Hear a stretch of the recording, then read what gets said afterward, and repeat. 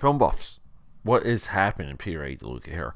Tragic news. No intro, no outro today. I just want to get right into it because this is a filmmaker that has been with me my entire life. I never met David Finch, who recently passed. I believe he was 78 years old.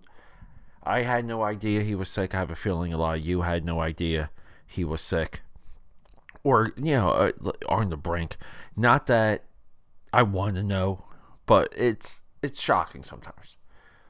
Where I'm talking to you in Philadelphia, PA, I'm a stone throws away. Stone throw. You can throw a stone, and you hit a neighborhood called the Eraser Hood, somewhat rebranded. We used to have a David Finch mural in the Eraser Hood. If you go to my Facebook, there's a picture of me with a framed David Finch Dune original theatrical movie poster. I believe it's like 48 inches across, in front of one of these murals.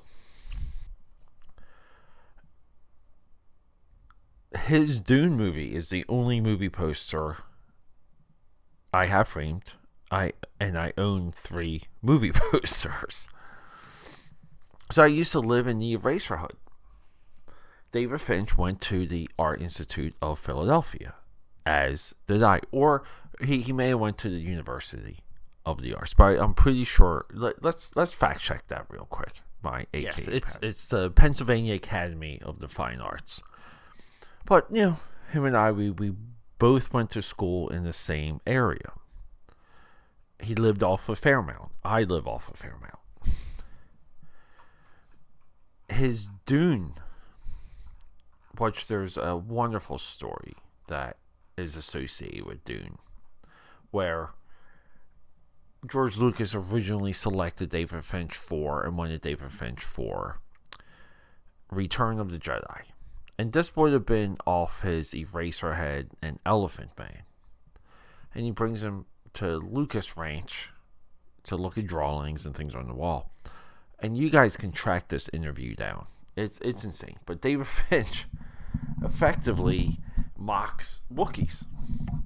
Because originally Return of the Jedi, or Revenge of the Jedi, as it was at the time, well, it was supposed to have a Wookiee war at the end.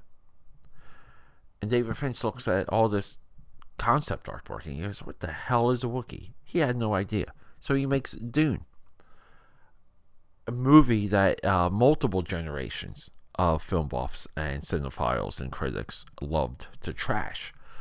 I never understood it. I still prefer his 1984 Dune than any of the new stuff. Not saying that the new stuff isn't great and spectacular, because it certainly is. He's made 10 movies. I've seen 9 of them. Dune, Blue Velvet, Wild at Heart. I cannot tell you how many times I've seen any of these movies.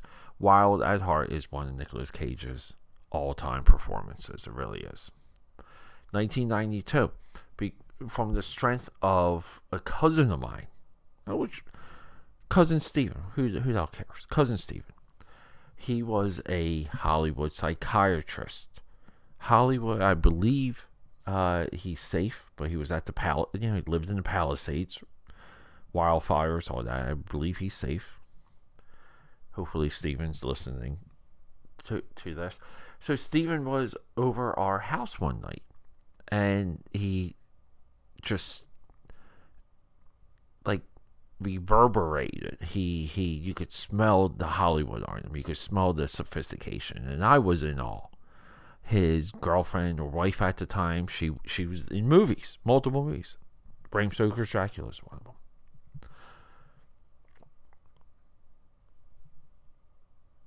He was at our house, and he stopped everything my family was doing to watch Twin Peaks. And I'd never seen anyone react to a TV show like that. I took him down to my basement where I had all my comics and all my drawing stuff. And, we hung out, and I watched Twin Peaks with him. Didn't understand anything until Twin Peaks Fire Walk with Me in 1992. That was a perennial HBO Cinemax movie that I just I just remember endlessly watching all that Laura Palmer stuff for a whole summer. And then we get into the masterpiece zone. Lost Highway, 97, Oscar bait. Mulholland Drive, 2001, Oscar bait. 2006, Inland Empire. Along this stretch in 1999, we have a Walt Disney movie called Straight Story that I never heard of or seen. I can't even tell you who's in this movie. Haven't heard of it until right now. So there's always education. I have a close friend, Mark, that was totally obsessed with Twin Peaks 2017, The Return, the Showtime series. David Finch, artist. There's a fantastic documentary where he puts raw meat on paintings, so the paintings can grow maggots and move and come to life. He has as many art books and photography books as he does a filmography. In Philly, I believe he's a little bit famous, and he somewhat pioneered shooting dilapidated, broken down, dystopian looking factories. He was a factory photographer. I'm sure you can imagine what some of those pictures may have looked like. Elephant Man, his second movie, produced by Mel Brooks, and Anthony Hopkins, fantastic. I don't know if Anthony got any type of recognition, but Anthony Hopkins is fantastic in Elephant Man. Black and white, same as Eraserhead. This was another movie where I would just watch it a lot with my father, and we would just watch it, like not even make fun of it. I mean, a couple of jokes here and there would come up, but Tony and I, my pops, we would watch Elephant Man as if it was like a documentary. It's just in awe of that movie and the humanity in it, and it really opens your heart. I think Elephant Man is just one of those movies that show you the human condition unlike anything. And because it's in black and white, you take it completely seriously. There's another movie with Cher and Eric Stoltz called Mask. Those movies are contemporaries. They kind of do the same thing, and both of them are heartbreaking.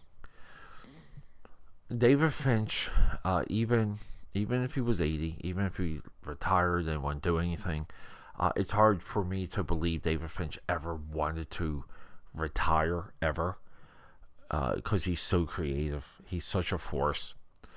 With our Wizard of Oz deep dive that Wicked triggered, that we've been doing here on the Film Buff podcast, there's a Lynch and Oz like documentary, or he's got this connection with the Wizard of Oz. I'm not even Lynch Oz 2022. I'm not even sure what this is about. Let's see, American documentary directed by Lynch Oz examines the influence of 1939 Victor Fleming directed film Wizard of Oz on the work of filmmaker David Lynch. The concept for the film originals from a response Lynch gave to a Q&A panel. So he just answers a question, and we have a documentary directed by Alexander O. Philippe. I am insanely curious about this at this point. We may have to bring this one to you guys a little bit quicker. I'm curious about that 1999 Disney movie, Straight Story. I have to. It's a story by a guy on the tractor going cross country, I believe. The only movie in the nearly 1,000 episodes that we've dropped for the Film Buff podcast, the only movie that we've done, that we spoke of David Lynch, is Dune. So we're going to change that, and we're just going to add David Lynch to yet another theme of this podcast. But what the hell? Why the hell not? All right, AKAPADers, a little somber. I just want to bring this one to you. And you know what? Maybe we will have an outro just so you guys know we're wrapped. And maybe I'll take it back. Maybe I'll add the intro. I'm second guessing all of it now. Rock and roll, everyone. Thanks for hanging out. Okay, that's a wrap.